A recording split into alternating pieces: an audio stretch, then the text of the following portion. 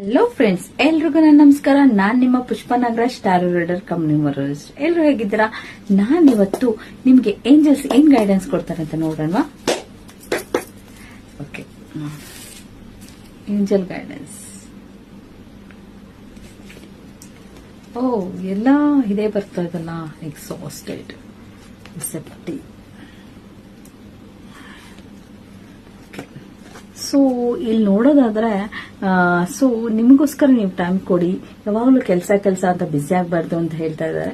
ನಿಮಗೆ B receptive. ಭಗವಂತ ಏನ್ ಕೊಟ್ಟಿದ್ದಾನೆ ಅದನ್ನ ಅಕ್ಸೆಪ್ಟ್ ಮಾಡ್ಕೊಳ್ಳಿ ಅಂಡ್ ಮೆಚುರಿಟಿಯಿಂದ ವರ್ಕ್ ಮಾಡಿ.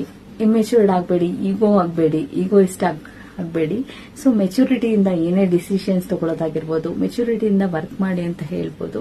ಸೊ ಬೇರೆಯವ್ರ ಬಗ್ಗೆ ತಲೆ ಕೆಡಿಸ್ಕೊಳ್ಳೋದು ಬಿಟ್ಟು ನಿಮ್ಗೋಸ್ಕರ ನೀವು ಟೈಮ್ ಕೊಡಿ. ಫ್ಯಾಮಿಲಿ, ಫ್ರೆಂಡ್ಸ್ ಅಂತ ಟೈಮ್ ಸ್ಪೆಂಡ್ ಮಾಡಿ. ನೋಡಿ, ಕಂಪನಿ, ಕೆಲಸ ಎಲ್ಲ ಇದ್ದೇ ಇರುತ್ತೆ. ಕೆಲಸ ಅಂತ ನಮ್ಮನ್ನು ನಾವು ಏನಂದ್ರೆ ತುಂಬಾ ಬಿಸಿ ಮಾಡ್ಕೊಂಡ್ಬಿಟ್ರೆ ಫ್ಯಾಮಿಲಿಗೋಸ್ಕರ ಟೈಮ್ ಇರಲ್ಲ. ಸೊ ನಿಮ್ಗೋಸ್ಕರ ನೀವು ಟೈಮ್ ಕೊಡಿ, ಟೈಮ್ ಸ್ಪೆಂಡ್ ಮಾಡಿ ಅಂತ ಹೇಳ್ತಾ ಇದ್ದಾರೆ. ಅಂದ್ರೆ ರಿಸೆಪ್ಟಿವ್ ಆಗಿರಿ. ಜೊತೆಗೆ ಭಗವಂತ ಏನ್ ಕೊಡ್ತಾನೋ ಅದನ್ನ ಅಕ್ಸೆಪ್ಟ್ ಮಾಡ್ಕೊಳ್ಳಿ.